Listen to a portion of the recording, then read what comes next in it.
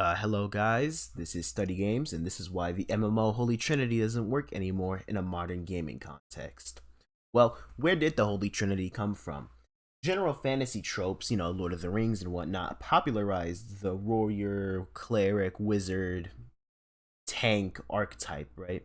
But contrary to popular belief, it did not start from Dungeons and Dragons.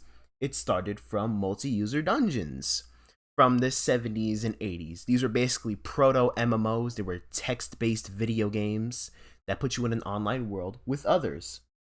This was then popularized by the hit MMO EverQuest, seemingly the first to use said lingo in an MMORPG context. The tank redirects damage to themselves, the healer heals the damage dealt to others, and the DPS does damage because they're the DPS. Well, why did it work in those scenarios?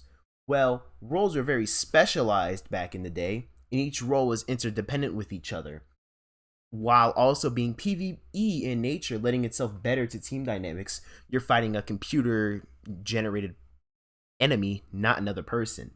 And each role needed each other to succeed. You couldn't win without a good tank, or a good healer, or a good DPS. Because you needed damage reduction, you needed healing, and you need to get through DPS checks. Makes sense, right?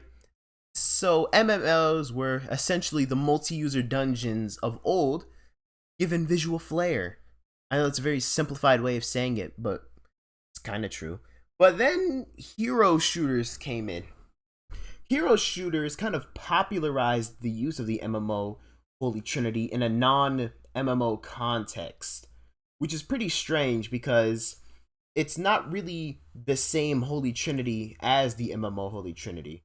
Tanks don't have taunts or aggro management like they do in MMOs, so they are just kind of damage sponges.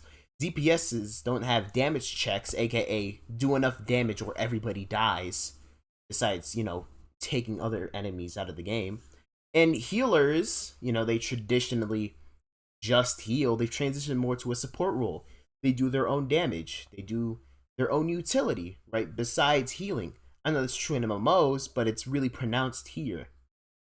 And the biggest difference is that you are in a multiplayer environment, a competitive multiplayer environment. Your opponents are humans. Therefore, the roles are mostly psychological. You can surely design for them, yes, but there's going to inevitably be some overlap between them. Tanks take space, whatever that means. Supports do a lot of things, and DPS still do DPS.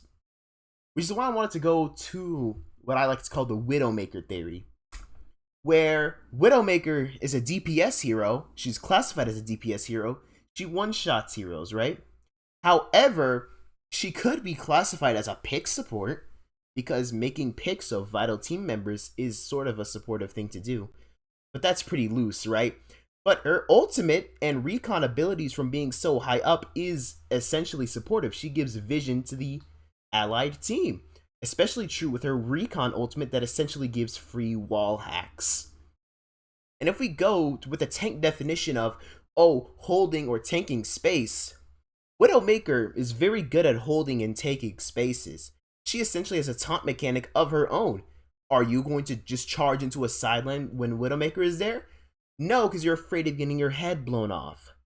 So technically, she makes one of the most space in the game in terms of area denial, which makes Widowmaker a tank, DPS, and support? So it doesn't really make sense. And it's not like Widowmaker is the only person that does this. You have supports in Overwatch like Kiriko, Baptiste, and Ana. They either have great damage. Remember when Kiriko used to two-shot headshot with her kunais? Or game-changing abilities. Remember when Nade just completely stopped healing and did damage? Well, it still does damage, but you already know that.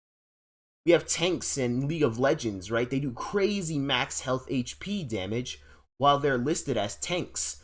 Ornn doesn't have a taunt effect. Zac doesn't have a taunt effect. They do a lot of damage because in competitive games, people want to do damage. It's a tangible stat, and it makes them the hero, essentially. It gives them, or it makes them feel like they have more agency into the game. So the Holy Trinity doesn't really make sense here because the Holy Trinity made sense in a PvE, MUD slash MMO environment where role compression was very, very tight and people had very specific jobs. Other genres, such as the MOBA or the hero shooter, the Trinity just doesn't apply in a literal context because it's mostly just psychological. Sure, the tank has a lot of HP, but if the tank doesn't do damage, you're just going to ignore them, essentially. Without the framework of MUDs and MMOs, the Holy Trinity term starts to lose meaning, essentially. I say essentially a lot. I should stop on that. What I'm trying to say is, games and gamers should let go of trying to box everything within the gaming Holy Trinity and make their own names for roles, is what I'm saying. Thanks, guys. This is my presentation on the gaming Holy Trinity, and I hope to see you all soon.